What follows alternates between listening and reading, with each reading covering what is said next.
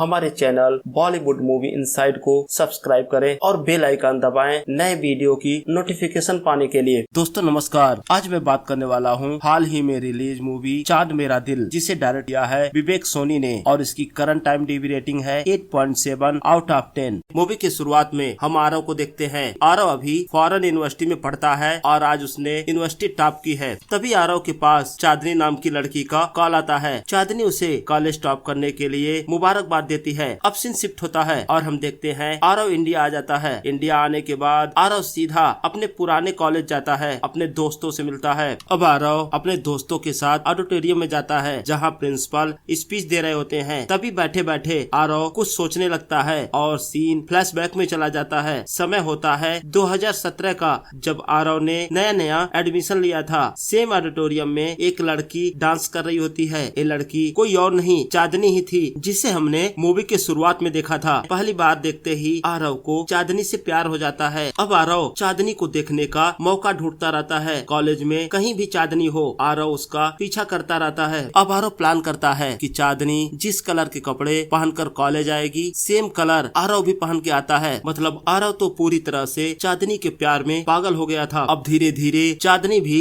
उसे नोटिस करने लगती है। अब चांदनी की फ्रेंड भी चांदनी को बोलने लगती है, वो आ गया तुम्हारा आशिक। अब धीरे धीरे पूरे कॉलेज में इस बात के चर्चे होते हैं कि आरव चांदनी को चाहता है। अब एक दिन चांदनी आरव के पास आती है, उससे बात करने का बहाना ढूंढते हुए। वो बोलती है, मुझे एक सब्जेक्ट में कुछ प्रॉब्लम है, तुम मेरी हेल्प करोगे क्या? अब तो आरव की खुशी का ठिकाना नहीं होता, क्योंकि वो भी चाहता था कि चांदनी से किसी तरह बात हो सके। अब अगले दिन चांदनी आरव के रूम पर आती है, उससे वो सब्जेक्ट पढ़ने के लिए। लेकिन जब आरव उसे सब्जेक्ट के बारे में एक्सप्लेन कर रहा होता है तो उसे पता चलता है कि चांदनी को तो उससे ज्यादा नॉलेज है। चांदनी का आना तो एक बहाना ही था आरव से मिलने के लिए। अब आरव चांदनी के लिए कॉफी बनाने लगता है तो चांदनी उसके पास चलकर आती है। चांदनी को अपने इतने करीब महसूस करके आरव तो बिल्कुल फ्रीज हो जाता है। तभी आरव चांदनी के ओठों को चूम लेता है और चांदनी रिस्पॉन्स में स्माइल करती है, तो इसका मतलब चांदनी की तरफ से अब हाँ ही था। अब दोनों का प्यार आगे बढ़ने लगता है। दोनों एक दूसरे के साथ समय बिताना पसंद करते हैं। अब वो दोनों अपना टाइम अक्सर साथ में स्पेंड करते हैं, साथ में जीने मरने की कस्में खाते हैं। एक दिन हम देखते हैं दोनों बाइक से जा रहे होते हैं तो आरव रोड के बीच में बाइक रोककर रोमांस करने लगता है। तभी वहाँ पुलिस आ जाती है और उन्हें पकड़ लेती है। अब आरव के दोस्त पुलिस स्टेशन पहुँचते हैं और इंस्पेक्टर से रिक्वेस्ट करते हैं कि उन्हें छोड़ दे। इंस्पेक्टर बोलता है, मैं इनके पेरेंट्स को बुलाना चाहता हूँ। अब हम वही देखते हैं आरव और चांदनी पुलिस स्टेशन में बैठे होते हैं और आपस में बातें करते हैं। तो जहाँ चांदनी अपने घर वालों के बारे में बताती है, वो बोलती है उसके मम्मी पापा की आपस में नहीं बनती थी, अक्सर वो लोग आपस में लड़ाइयाँ करते थे। उसके पापा अक्सर उसकी मम्मी पर चीखते थे और कभी कभी तो हाथ भी उठा देते थे। और वहीं आरव बताता है कि उसकी फैमिली देखने में तो परफेक्ट है, लेकिन रिश्ते सब खोखले हैं, आपस में दिखावटीपन ज्यादा है। अब सीन कट होता है और हम देखते हैं आरव चांदनी से मिलने जाता है। चांदनी उदास बैठी होती है। जब आरव उससे पूछता है कि आखिर बात क्या है, चांदनी बताती है उसके पीरियड मिस हो गए हैं। तो आरव प्रेगनेंसी टेस्ट करने के लिए किट लाता है और जब चांदनी टेस्ट करती है तो रिजल्ट पॉजिटिव आता है। अब चांदनी और आरव दोनों मिलकर बात करते हैं कि हम इस बच्चे को अबॉर्ट करा देंगे। तो आरव और चांदनी एक डॉक्टर से मिलते हैं तो डॉक्टर चांदनी को एक दवा देती है खाने के लिए, लेकिन चांदनी का मन बदल जाता है। वो बच्चे को अबॉर्ट नहीं कराना चाहती थी। वो आरव से बोलती है, मैं ऐसा नहीं कर सकती। आरव उसे बहुत समझाता है, लेकिन चांदनी बच्चे को अबॉर्ट कराने के लिए तैयार नहीं होती। अब चांदनी के दोस्त भी उसे समझाते हैं, लेकिन चांदनी अभी भी नहीं मानती। वो बोलती है, मैं इस बच्चे को दुनिया में लाना चाहती हूँ। तो चांदनी गुस्से में आकर आरव से बोलती है, अगर तुम अपनी रिस्पॉन्सिबिलिटी से भागना चाहते हो तो तुम जा सकते हो, मैं बच्चे को अकेले ही पाल लूंगी। लेकिन आरव बोलता है, मेरा मतलब ऐसा नहीं था, इस हालत में मैं तुम्हें छोड़ के नहीं जा सकता। तो दोनों डिसाइड करते हैं कि वो अब अपने घर वालों से मिलेंगे और उनको इस शादी के लिए मनाएंगे। अब आरव चांदनी को अपने माँ बाप से मिलाता है, लेकिन वो लोग भी इस शादी के लिए राजी नहीं होते। अब चांदनी अपने माँ के पास जाती है आरव के साथ।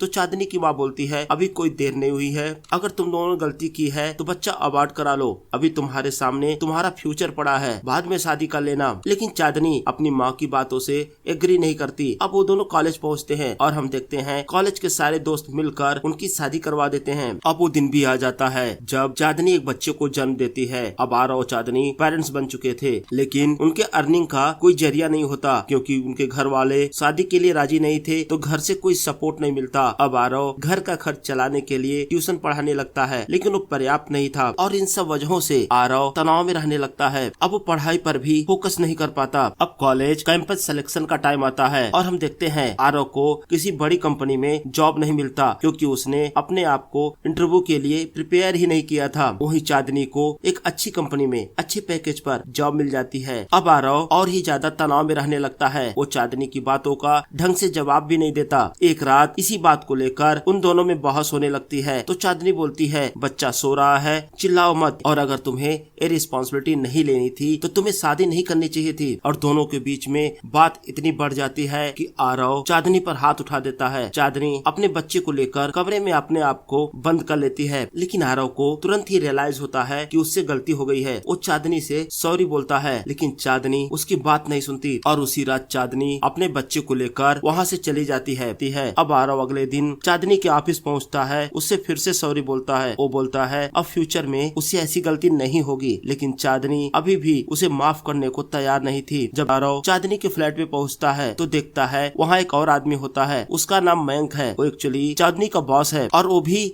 उसी बिल्डिंग में रहता है। तो चांदनी और उसके बच्चे से मिलने आया था। तो चांदनी आरव को मयंक से इंट्रोड्यूस कराती है, बोलती है ये मयंक है, मेरे साथ काम करता है। और साथ ही आरव मयंक को बताता है मैं चांदनी का हस्बैंड हूँ। अब दूर रहने की वजह से आरव की बेटी भी उसे पहचानती नहीं। अब सीन शिफ्ट होता है। हम देखते हैं चांदनी और मयंक ऑफिस में होते हैं। तो मयंक चांदनी को शादी के लिए प्रपोज करता है। तो चांदनी बोलती है अभी भी मैं आरव के लिए फीलिंग्स रखती हूँ, लेकिन एक बात सत्य है कि मैं और आरव अब कभी साथ नहीं सकते। तो मयंक बोलता है कोई बात नहीं, मैं तुम्हारे जवाब का इंतजार करूंगा। अब चांदनी ऑफिस से घर जा रही होती है और रास्ते में पुरानी बातों को याद करके रोती है। और हम देखते हैं आरव भी चांदनी को मनाने का कई बार ट्राई करता है, लेकिन चांदनी अब उसके साथ नहीं रहना चाहती थी। और हम देखते हैं कुछ दिनों बाद फाइनली उन दोनों के बीच में डिवोर्स हो जाता है। चांदनी डिवोर्स के पेपर पे आसानी से साइन कर देती है, लेकिन आरव साइन करने से पहले बहुत बार सोचता है, लेकिन उसके पास भी अब कोई ऑप्शन नहीं बचा था। डिवोर्स के बाद आरव बहुत ही ज्यादा रोता है, क्योंकि वो अभी भी चांदनी को प्यार करता था। अब आरव भी जिंदगी में आगे बढ़ना चाहता था। वो मास्टर डिग्री लेने के लिए यूएस जा रहा था।